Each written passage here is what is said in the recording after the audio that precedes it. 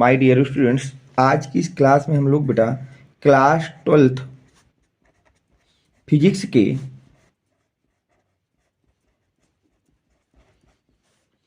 Capacitance के जितने भी आपके इम्पॉर्टेंट न्यूमेरिकल बोर्ड में पूछे गए हैं उनकी बात करेंगे। आज की इस क्लास में हम केवल और केवल कैपेसिटेंस के न्यूमेरिकल को सॉल्व करेंगे और ये वो न्यूमेरिकल होंगे जो बोर्ड ने आपसे बेटा 2006 से लेकर 2023 तक जितने भी कैपेसिटेंस के क्वेश्चन आपके बोर्ड ने आपसे पूछे हैं उन सबको आज हम सॉल्व करेंगे। एक एक क्वेश्चन को सॉल्व करेंगे।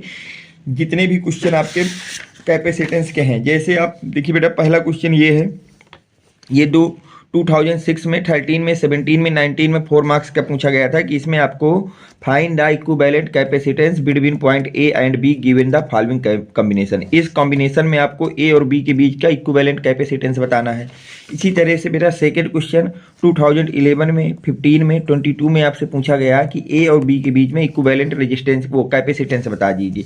थर्ड क्वेश्चन बेटा आपका पूछा गया 2016 में 22 में 23 में कि ए और बी के बिटवीन का जो कैपेसिटेंस है इक्विवेलेंट उसको बता दीजिए। और 2011 में 13 में 15 में और 22 में आपसे पूछा गया कि ए बी के बीच का इक्विवेलेंट कैपेसिटेंस बता दीजिए। ये चार क्वेश्चन पूछे गए बेटा। तो अब हम बात करते हैं एक एक क्वेश्चन की। तो उससे पहले हम लोग कैपेसिटेंस के 2 इंपॉर्टेंट फार्मूला लिख लेते हैं। फर्स्ट फार्मूला ये है बेटा कि अगर आपके कैपेसिटेंस ज्वाइन इन सीरीज, किसमें ज्वाइन है बेटा? In series, therefore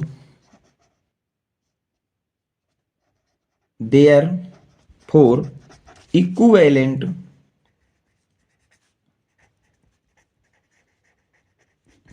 capacitance. तो अगर आपका सीरीज का मतलब होता है बेटा इस तरह से कि एक कैपेसिटेंस का वन एंड सेकेंड कैपेसिटर के फर्स्ट एंड के साथ ज्वाइन हो, तो दोनों कैपेसिटेंस एक दूसरे के साथ इस तरह से जुड़े हों कि बीच में एक स्ट्रेट लाइन बने, तो इसको बोलते हैं बेटा हम लोग सीरीज कॉम्बिनेशन। क्या बोलते हैं बेटा? Series combination. तो इसमें जो इक्विवेलेंट रेजिस्टेंस होता है, वो कैपेसिटेंस होता है, वो होता है 1/c इक्वल टू, मान लेते हैं ये C1 है और ये C2 है, तो 1/C1 प्लस 1/C2। इसको आप कर सकते हैं। ये फार्मूला लगेगा जब आपके कैपेसिटेंस किस में जुड़े हों बेटा? इक्विवेलेंट वो सीरीज में जुड़े हों। तो नेट या इक्विवेलेंट कैपेसिटेंस C को मानते हुए 1/C इक्वल टू दोनों कैपेसिटेंस का 1/, रेशियो लेके आपको ऐड कर देना है। और सेकेंड फार्मूला जो लगेगा बेटा वो ये लगेगा capacitance join in parallel combination. अगर आपके कैपेसिटेंस जो है वो ज्वाइन है पैरेलल बेटा, कैसे ज्वाइन है? पैरेलल। तो therefore equivalent capacitance equivalent capacitance क्या हो जाएगा? देखिए पैरेलल का मतलब होता है, जैसे एक कैपेसिटेंस ये लिखा है, जब कैपेसिटेंस के दोनों एंड एक दूसरे के टर्मिनल के साथ जुड़े हों। जब आपके कैपेसिटेंस के दोनों एंड एक दूसरे के साथ जुड़े हों तो उसे पैरेलल बोलते हैं। और अगर दोनों कैपेसिटेंस का ओनली वन एंड एक दूसरे के साथ कनेक्ट में है तो उसको बोलते हैं बेटा सीरीज कॉम्बिनेशन। तो ये हो गया। तो हमको अगर इक्विवेलेंट निकालना है तो वो होता है इक्विवेलेंट, मान लेते हैं C है बेटा, ये C1 है, ये C2 है, तो वो हो जाएगा C1 प्लस C2, इसको डायरेक्ट ऐड कर देना है। तो ये दो फार्मूले आपके लगेंगे बेटा कैपेसिटेंस के इक्विवेलेंट को निकालते समय में। अगर वो सीरीज में है तो उसमें ये फार्मूला लगाना है, और अगर वो पैरेलल है तो बेटा आपको ये फार्मूला लगाना है। अब हम बात करते हैं बेटा क्वेश्चन से कि हमारा क्वेश्चन क्या दिया है। हम एक एक क्वेश्चन को सॉल्व करते हुए चलेंगे। फर्स्ट क्वेश्चन को देखिए, ये आपको दिया गया है। तो इसमें सबसे पहले बेटा हम लोग लेट कर लेते हैं कि ये हमारा C1 है, ये हमारा C2 है, ये हमारा बेटा C3 है, ये C4 है और ये C5 है। तो देखिए C1 और C2 में देखिए दोनों कैपेसिटेंस के दोनों टर्मिनल एक दूसरे के साथ जुड़े हैं। इसका मतलब ये जो है हमारा वो सीरीज में है। किसमें बेटा? सीरीज में है। तो देखिए सवाल को किस तरह से आप सॉल्व करेंगे मैं आपको बताता हूँ। सबसे पहले आप डालेंगे बेटा, ये A है तो A नंबर में डाल देता हूँ। तो लिखेंगे बेटा इन फिगर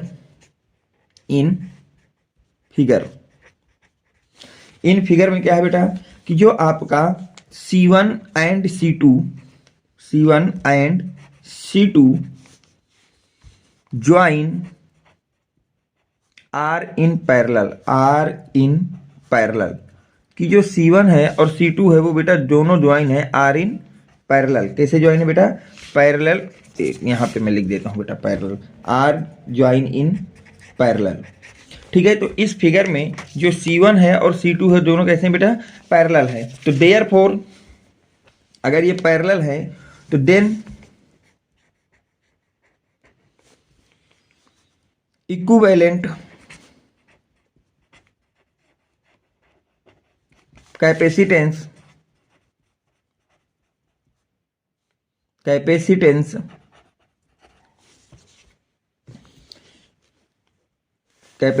आर सी, हम उसको मान लेते हैं कि जो इक्विवेलेंट कैपेसिटेंस है वो कितना है बेटा? सी है। तो फार्मूला क्या लग जाएगा बेटा? वन, अगर ये पैरेलल है तो फार्मूला लगेगा बेटा सी equal to C1 plus C2, ये लगेगा बेटा। Put the value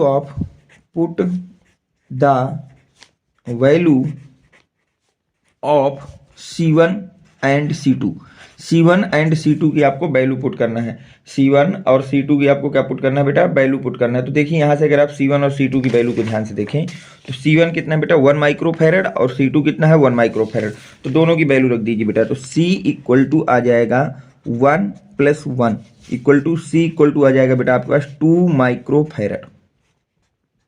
microfarad. तो ये आ गया बेटा। जैसे ही आपका जो आपका फिगर दिया हो वो सॉल्व होने लगे तो उसको आपको स्ट्रक्चर को भी आपको न्यू हर बार ड्रा करना है। तो अब हमको ये पता चल गया बेटा कि इन दोनों के जो कैपेसिटेंस लगा है इन दोनों को हटा के हम इसकी जगह एक कैपेसिटेंस लगा सकते हैं और जिसका जो आपका नेट कैपेसिटेंस होगा वो कितना होगा बेटा? 2 माइक्रोफैरड होगा। तो स्ट्रक्चर को जब आप दोबारा ड्रॉ करेंगे तो यहाँ पे पॉइंट ए है बेटा। अब इन दोनों कैपेसिटेंस की जगह हम लोग केवल सिंगल कैपेसिटेंस लगा लेंगे बेटा, वो ये है। अब इसका नाम हो जाएगा बेटा C, और C कितना है? 2 माइक्रोफैरड। यहाँ तक आप कोई डाउट नहीं होना चाहिए। फिर आपका ये वाला है C3 है, तो C3 को हमने लगा दिया। C3 कितना बेटा? 1 माइक्रोफैरड, ये भी है। अब हमारे यहाँ से कैपेसिटेंस हो गया बेटा, ये वाला हो गया C4 और ये हो गया हमारे पास C5। ठीक है, और ये पॉइंट हो गया बेटा B। तो ये भी है आपका 1 माइक्रोफैरड और ये कितना है बेटा? 1 माइक्रोफैरड है। ठीक, अब देखिए, अब हम लोग देखें अगर अपने फिगर में तो जो हमारा C4 और C5 है वो भी किसमें ज्वाइन है? इन पैरेलल है। तो हम लिखेंगे बेटा, क्या लिखेंगे बेटा? In figure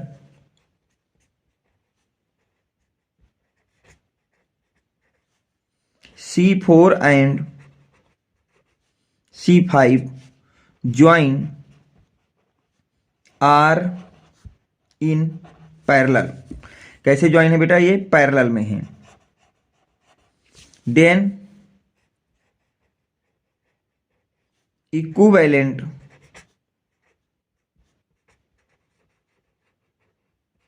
capacitance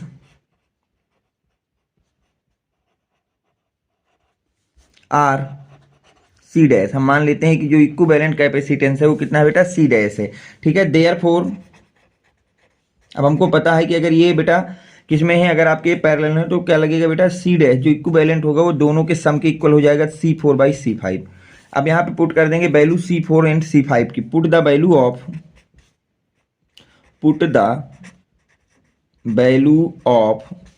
C4 and C5। यहाँ से हम लोग बेटा C4 एंड C5 की वैल्यू को पुट करेंगे। तो जब पुट करेंगे बेटा तो देखिए C4 कितना है बेटा? 1 माइक्रोफैरड और C5 भी कितना है? 1 माइक्रोफैरड। तो दोनों को रखेंगे तो C डैश इक्वल टू बेटा 1 प्लस 1। ठीक है, तो C डैश इक्वल टू हो जाएगा बेटा 2 माइक्रोफैरड। ये हो जाएगा बेटा। तो हमको पता चल गया कि इन दोनों कैपेसिटेंस को हटा के हम इसकी जगह बेटा ओनली सिंगल कैपेसिटेंस का यूज कर सकते हैं और जिसका जो हमको नेट कैपेसिटेंस लगाना होगा 2 माइक्रोफैरड लगाना होगा। तो अब स्ट्रक्चर को हम दोबारा जब ड्रॉ करेंगे बेटा तो ये हमारा हो गया बेटा A, ये हो गया हमारा बेटा C किसके इक्वल है? 2 माइक्रोफैरड के इक्वल है। नेक्स्ट है बेटा ये हो जाएगा बेटा C3 और C3 किसके इक्वल है? 1 माइक्रोफैरड के इक्वल है। अब इन दोनों की जगह हम लोग एक कैपेसिटेंस लगा सकते हैं, वो कैपेसिटेंस हो जाएगा बेटा आपके पास C डैश और वो कितना है बेटा? 2 माइक्रोफैरड वो भी है। और ये है बेटा B, ये क्या है बेटा? B। तो अब अगर हम लिखें इन फिगर में तो जो आपका C3 और C डैश है वो तीनों के तीनों कैपेसिटेंस ज्वाइन है इन द सीरीज में। किसमें ज्वाइन है बेटा? सीरीज में। तो देखिए इन फिगर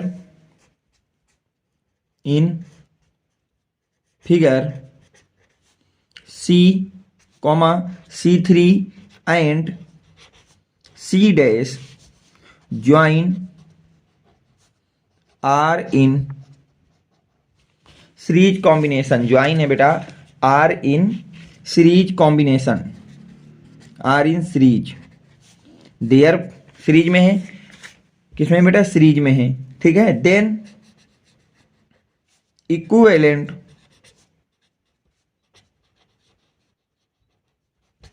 कैपेसिटेंस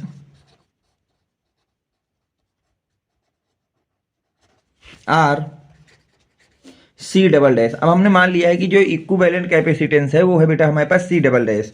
तो देयरफॉर जब हम फार्मूला लगाएंगे बेटा तो सीरीज के लिए फार्मूला क्या होता है, 1/c double dash equal to 1/c plus 1/c3 plus 1/c dash. ये हो जाएगा बेटा सीरीज में, रेशियो करके आप लोग ऐड करते हैं। तो यहाँ पे वैल्यू पुट करेंगे, put the value of C3 and C dash. आपको इनकी वैल्यू पुट करना है। तो देखिए जब पुट करेंगे 1/c double dash equal to C की वैल्यू कितनी बेटा 2 माइक्रोफैरड, C3 की है 1 माइक्रोफैरड। तो 1/2 plus 1/1 plus 1/2।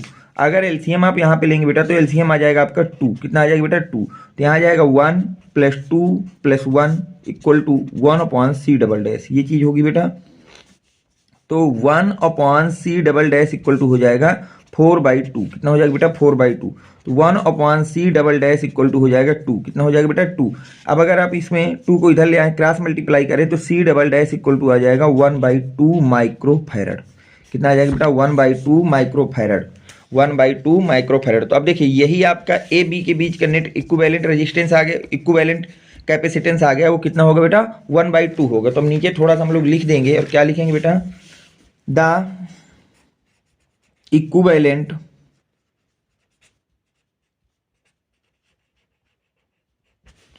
Capacitance between point A and B are 1/2 microfarad. तो जो हमारा इक्विवेलेंट कैपेसिटेंस होगा ए और बी के बीच का वो कितना होगा बेटा 1/2 माइक्रोफैरड होगा। तो अगर आप इतना करते तो आपको बिल्कुल 4 नंबर वहां श्योर मिलते। अब हम चलते हैं बेटा सेकंड क्वेश्चन पे कि सेकंड क्वेश्चन आपका क्या कह रहा है उसकी बात कर लेते हैं बेटा। सेकंड क्वेश्चन को देखिए बेटा, ये आपको दिया गया है, ये क्वेश्चन आपसे पूछा गया है 2011 में, 15 में और 22 में, ठीक है। तो सेम वैसे ही हम लोग पहले लेट कर लेते हैं बेटा। इसको मान लेते हैं C1, इसको मान लेते हैं C2, इसको मान लेते हैं C3 और इसको मान लेते हैं C4। तो इस कॉम्बिनेशन में आपको ए बी के बीच का इक्विवेलेंट रेजिस्टेंस कैपेसिटेंस बताना है, इक्विवेलेंट कैपेसिटेंस बताना है। तो देखिए कैसे निकलेगा बेटा। तो यहाँ से हमको ये पता है कि C1 और C2 दोनों के दोनों हमारे किस में है बेटा आर इन सीरीज में है, और C3 और C4 भी किस में है बेटा सीरीज में है। तो पहले हम लोग C1 और C2 की बात करते हैं। C1 और C2 की हम लोग सबसे पहले बात करेंगे। तो देखिए C1 और C2 की अगर मैं आपसे बात करूं कि उसमें क्या लिखा है, ध्यान से बेटा देखिए। इन फिगर बी नंबर है बेटा, in figure C1 and C2 join are in series. किसमें ज्वाइन है बेटा इन सीरीज में है, join in series. Then equivalent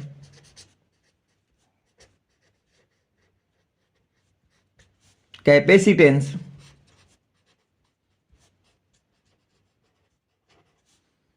are C dash. Therefore देखिए हमने देख लिया बेटा कि यहाँ पे जो C1 और C2 है वो किसमें बेटा सीरीज में है। तो हमने यहाँ पे फार्मूला लगा दिया है कि इन फिगर जो C1 C2 है, जो फिगर है उसमें C1 C2 ज्वाइन है सीरीज में, किसमें है सीरीज में। और जो उसका इक्विवेलेंट रेजिस्टेंस है उसको हमने मान लिया बेटा C। कितना मान लिया बेटा C, इक्विवेलेंट रेजिस्टेंस है C। तो देयरफॉर अब अगर आपके कैपेसिटेंस सीरीज में है तो उसका इक्विवेलेंट कैपेसिटेंस कैसे निकलता है बेटा, 1/c equal to 1/c1 plus 1/c2, जितने भी उनको 1 का रेशियो करके ऐड कर देना है। अब यहाँ C1 और C2 की वैल्यू पुट कर दीजिए, C1 और C2 क्या कर दीजिए बेटा, वैल्यू पुट कर दीजिए। तो लिखेंगे बेटा put the value of C1 and C2, C1 और C2 की वैल्यू पुट करना है। तो ध्यान से देखिए बेटा, C1 और C2 की अगर हम वैल्यू पुट करें तो बेटा ये वैल्यू है 8 माइक्रोफैरड 8 माइक्रोफैरड, तो यहाँ पे रख देंगे। तो 1/c इक्वल टू आएगा बेटा 1/8 प्लस 1/8, ये वैल्यू आ जाएगी बेटा। अब जब आप एलसीएम लेंगे तो 1/c इक्वल टू एलसीएम आएगा बेटा 8, तो ये आ जाएगा 1 प्लस 1, तो 1/c इक्वल टू हो जाएगा बेटा 2/8, 1/c इक्वल टू हो जाएगा 1/4, तो C equal to cross multiply करेंगे तो आ जाएगा 4 माइक्रोफैरड। C इक्वल टू हमारे पास कितना आ गया बेटा, 4 माइक्रोफैरड आ गया।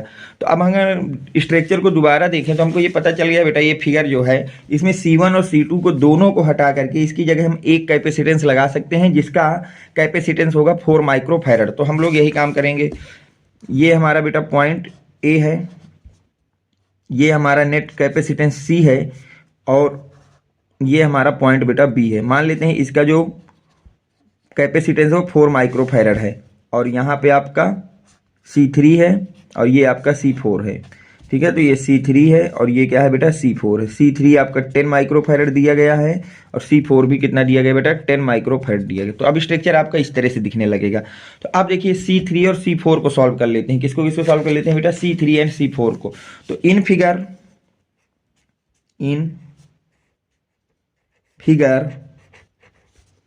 C3 and C4, in figure C3 and C4 join are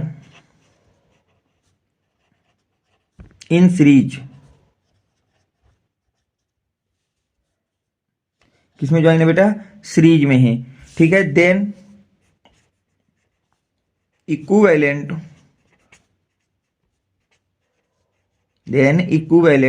capacitance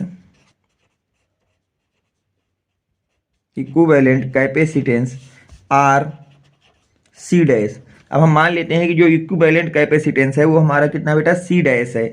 तो देयरफॉर अगर ये हमारे सीरीज में है तो फार्मूला क्या लगेगा, 1/c dash equal to 1/c3 plus 1/c4 बेटा। अब यहाँ C3 और C4 की वैल्यू रख देना है। तो C3 कितना है बेटा, 10 माइक्रोफैरड है, और C4 कितना है, 10 माइक्रोफैरड है। Put the value of C3 and C4। अब यहाँ पे क्या करेंगे बेटा, वैल्यू पुट करेंगे। क्या करेंगे बेटा, वैल्यू पुट करेंगे। तो put the value of C3 and C4। C3 और C4 की आप लोग बेटा यहाँ पे वैल्यू पुट करेंगे। C3 एंड C4 की क्या पुट करेंगे बेटा, वैल्यू पुट करेंगे। तो ये हो जाएगा 1/c डैश इक्वल टू 1/ आपका 10 प्लस 1/10, ये चीज हो जाएगी बेटा। तो 1/c dash equal to LCM आएगा बेटा आपका 10, तो यहाँ आ जाएगा 1 प्लस 1, तो 1/c डैश इक्वल टू हो जाएगा बेटा 2/10। कितना हो जाएगा बेटा, 2/10। तो 1/c डैश इक्वल टू हो जाएगा 1/5। कितना हो जाएगा बेटा, 1/5। तो C डैश इक्वल टू आ जाएगा, क्रॉस मल्टीप्लाई करेंगे 5 माइक्रोफैरड। कितना आ जाएगा बेटा, 5 माइक्रोफैरड। अब देखिए स्ट्रक्चर को अगर हम दोबारा ड्रॉ करें तो हमारे पास ये पॉइंट है बेटा A, यहाँ पे एक कैपेसिटेंस लगा है, ये पॉइंट है बेटा B, यहाँ पे एक कैपेसिटेंस लगा है।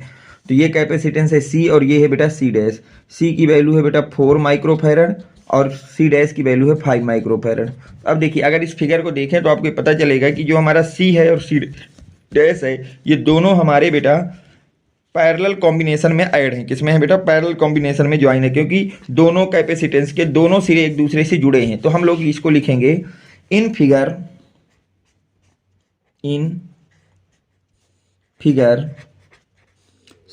C and C dash join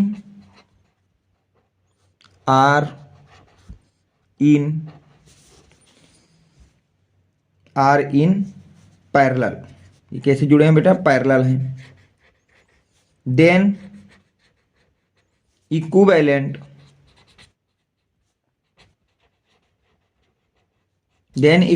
capacitance are C double dash therefore. तो अब हमने ये कह दिया कि बेटा जो सी और सी डैश है वो ज्वाइन है किसमें बेटा, पैरेलल में, और उनका इक्विवेलेंट जो कैपेसिटेंस है वो सी डबल डैश है। तो क्या होता है बेटा, अगर कैपेसिटेंस आपके पैरेलल में है तो C double dash equal to हो जाएगा बेटा C plus C dash. Put the value of C and C dash. तो जब वैल्यू पुट करेंगे, सी की वैल्यू है 4 माइक्रोफैरड और सी डैश की वैल्यू है बेटा 5 माइक्रोफैरड। तो वैल्यू जब पुट करेंगे तो C double dash equal to आ जाएगा 4 + 5। तो यहाँ से आपका निकल के वैल्यू आ जाएगी बेटा, अगर हम लोग बात करें, C double dash equal to आ जाएगा 9 माइक्रोफैरड। कितना आ जाएगा बेटा, 9 माइक्रोफैरड आ जाएगा। इसकी वैल्यू कितनी आ जाएगी बेटा, 9 माइक्रोफैरड आ जाएगा। अब देखिए आगे आप इसको, ये निकल आया, तो अब हम लिख देंगे ए बी के बीच का नेट जो कैपेसिटेंस है या इक्विवेलेंट कैपेसिटेंस वो कितना आ गया, 9 माइक्रोफैरड आ गया ए बी के बीच का नेट। तो हम लिखेंगे द इक्विवेलेंट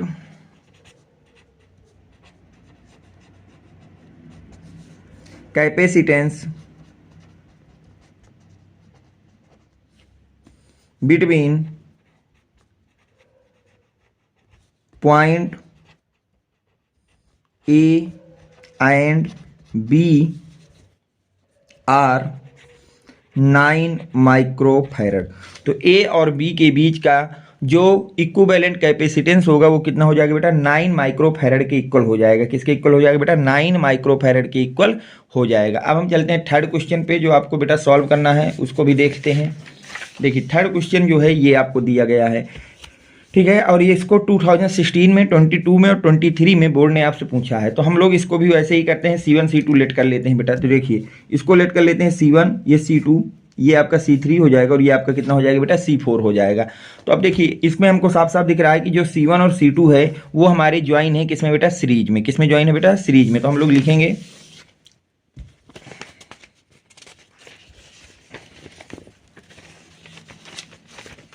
देखिए बेटा, अब हमारा ये सी नंबर का क्वेश्चन है, तो हम लिखेंगे बेटा in figure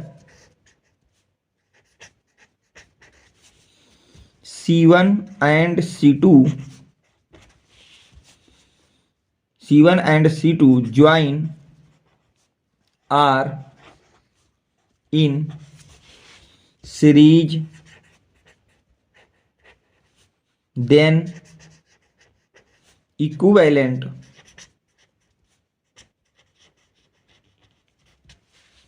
capacitance are C therefore. तो हमने देखा बेटा कि जो फिगर हमको दिया है उसमें C1 और C2 जो हैं वो सीरीज में है। C1 और C2 किसमें बेटा, सीरीज में है, ठीक है, क्योंकि इन दोनों का एक ही टर्मिनल एक साथ जुड़ा है जबकि दूसरा टर्मिनल इनके आपस में नहीं जुड़ा है। तो ये किसमें हो गया बेटा, सीरीज में हो गया। और सीरीज में हो गया और हमने मान लिया कि जो इक्विवेलेंट कैपेसिटेंस है वो C है। तो देयरफॉर जब आप फार्मूला लगाएंगे किसके लिए, सीरीज के लिए, तो ये क्या हो जाएगा बेटा, 1/C equal to 1/C1 plus 1/C2, ये चीज हो जाएगी बेटा। अब यहाँ वैल्यू पुट कर देते हैं C1 एंड C2 की। Put the value of C1 and C2। तो देखिए C1 और C2 की अगर वैल्यू पुट करें तो C1 है 2 माइक्रोफैरड और C2 भी कितना है बेटा, 2 माइक्रोफैरड। तो दोनों की हम लोग वैल्यू पुट कर देंगे। तो 1/C इक्वल टू हो जाएगा 1/2 प्लस 1/2 बेटा। अब जब आप एलसीएम लेंगे तो एलसीएम आ जाएगा बेटा 2, ऊपर आ जाएगा 1 1, तो 1/C। तो 1/C इक्वल टू हो जाएगा बेटा, 1 में 1 आप ऐड कर देंगे तो 2/2 हो जाएगा। तो 1/C इक्वल टू आ गया 1 माइक्रोफैरड। तो जब आप इसका क्रॉस मल्टीप्लाई करेंगे तो C इक्वल टू आ जाएगा 1 माइक्रोफैरड। कितना आ जाएगा बेटा, 1 माइक्रोफैरड। तो अगर आप स्ट्रक्चर को दोबारा ड्रॉ करें तो ये पॉइंट ए है बेटा, ये पॉइंट बी है।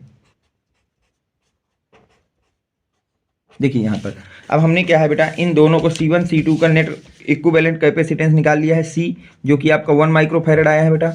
ये आपका C3 है जो कि 2 माइक्रोफैरड के इक्वल है, और ये आपका C4 है जो कि किसके इक्वल है, 2 माइक्रोफैरड के इक्वल है, ठीक है। तो ये आपके नया स्ट्रक्चर हो गया। तो अब इसमें भी देखिए इन फिगर C3 और C4 जो है वो ज्वाइन है बेटा सीरीज में। वो किस में ज्वाइन है बेटा, सीरीज में। तो देखिए आगे आप इसको कैसे प्रोसीड करेंगे बेटा, इन फिगर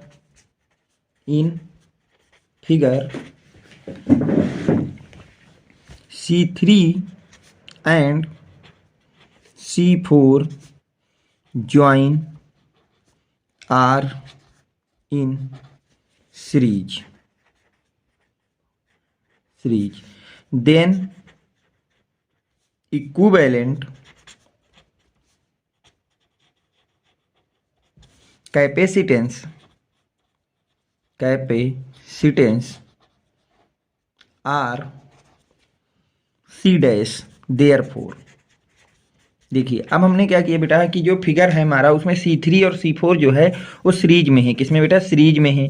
तो हमने मान लिया कि जो इक्विवेलेंट रेजिस्टेंस कैपेसिटेंस है वो आपका C डैश है। तो देयरफॉर अब अगर ये इक्विवेलेंट कैपेसिटेंस है C डैश तो फार्मूला क्या होता है बेटा सीरीज के लिए? 1/C dash equal to 1/C3 1/C4। ये हो जाएगा बेटा। Put the value of C3 and C4। अब यहाँ पे हम लोग वैल्यू पुट कर देंगे। Put the value of C3 and C4। तो देखिए C3 की वैल्यू कितनी है बेटा? 2 माइक्रोफैरड और C4 की वैल्यू कितनी है? 2 माइक्रोफैरड। दोनों को जब आप पुट करेंगे तो 1/C डैश इक्वल टू आ जाएगा 1/2 प्लस 1/2। अगर हम यहाँ पे एलसीएम लेंगे तो 1/C dash equal to LCM आएगा बेटा 2, 1 प्लस 1। तो 1/C डैश इक्वल टू कितना हो जाएगा बेटा? 2/2 आ जाएगा। तो 1/C डैश इक्वल टू आ जाएगा 1। तो अगर हम यहाँ से C डैश निकालें तो हो जाएगा 1 माइक्रोफैरड। कितना हो जाएगा बेटा? 1 माइक्रोफैरड हो जाएगा। ठीक, तो यहाँ से हमको ये पता चल गया। अब अगर स्ट्रक्चर को दोबारा फिगर को ड्रॉ करें तो ए पॉइंट है बेटा, यहाँ पे हमारा C कैपेसिटेंस लगा है और यहाँ पे हमारा C डैश लगा है। क्योंकि इन दोनों का हमको नेट पता हो चुका है कि C3 और C4 का नेट कैपेसिटेंस कितना होगा, तो इन दोनों की जगह हम एक कैपेसिटेंस C डैश यूज कर सकते हैं और ये चीज़ हो जाएगी बेटा। ये हो गया पॉइंट बी। तो C का कैपेसिटेंस है 1 माइक्रोफैरड और C डैश भी कितना है बेटा? 1 माइक्रोफैरड। अब देखिए इस फिगर को हमको देख के पता चल रहा है कि C and C dash both are join in the parallel. दोनों कैसे हैं बेटा? पैरेलल है। तो हम लिखेंगे बेटा in figure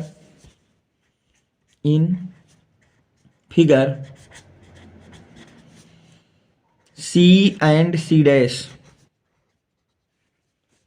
join are in parallel, then equivalent capacitance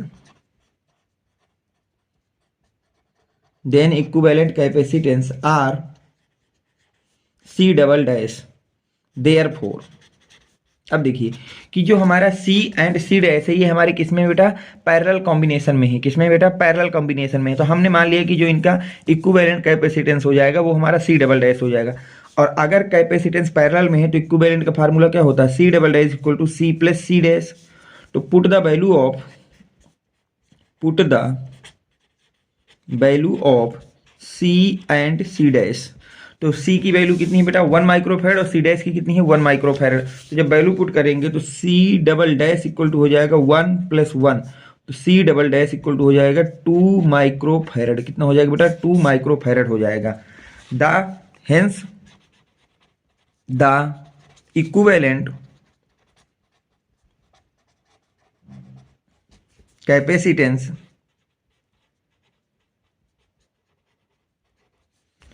between point A and B are 2 microfarad. तो हमने यहाँ से पता ले लिया कि जो इक्विवेलेंट कैपेसिटेंस होगा क्या होगा बेटा? इक्विवेलेंट कैपेसिटेंस होगा between point A and B. किसके किसके बीच में बेटा? पॉइंट ए एंड बी के बीच में। तो वो कितना होगा बेटा? 2 माइक्रोफैरड होगा। वो कितना होगा हमारे पास?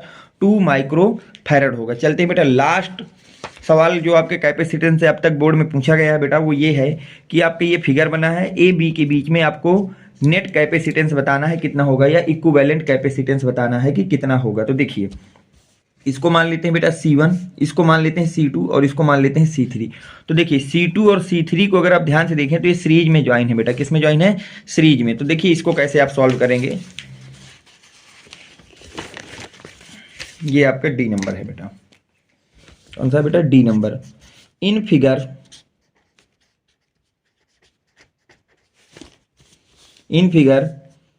C2 and C3 join are in series, then equivalent capacitance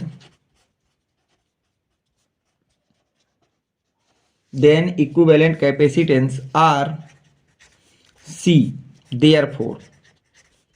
तो हमने देखिए ये इन फिगर को जब देखा तो हमको ये पता चल गया बेटा कि C2 और C3 को अगर हम ध्यान से देखें तो ये हमारे सीरीज में है। किसमें बेटा? सीरीज में है।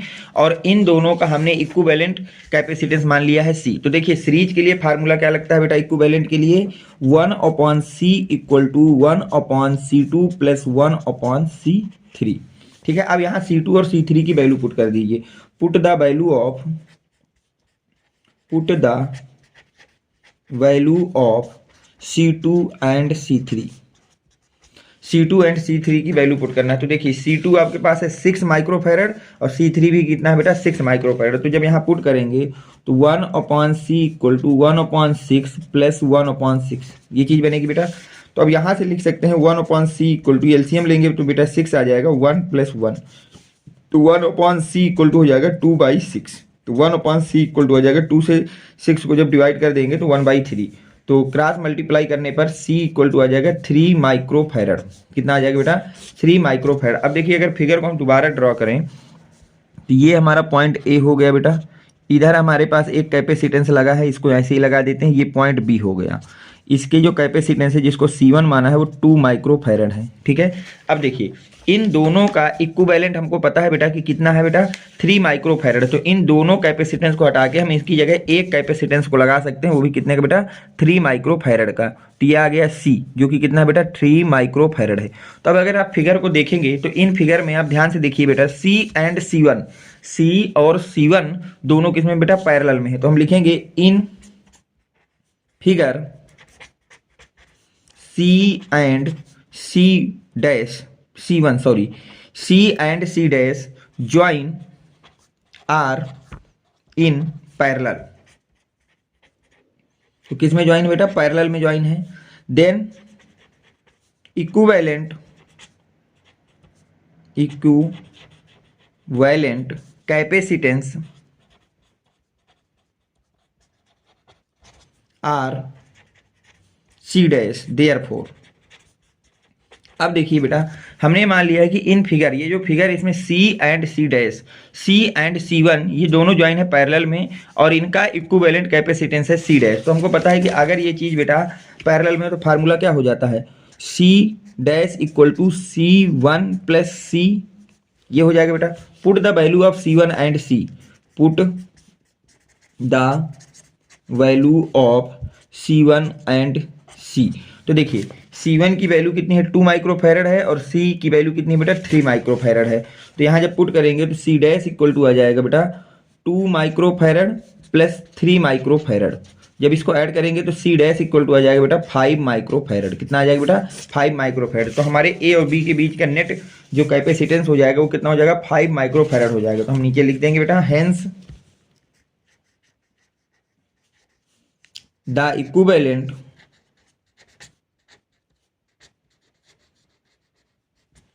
Capacitance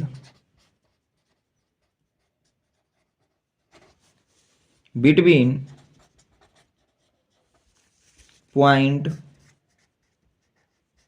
A and B are 5 microfarad. तो ये बेटा आज की क्लास में मैंने आपको टॉप मोस्ट जो आपके 4 टाइप्स के कैपेसिटेंस के क्वेश्चन पूछे गए हैं वो मैंने आपको बता दिया है।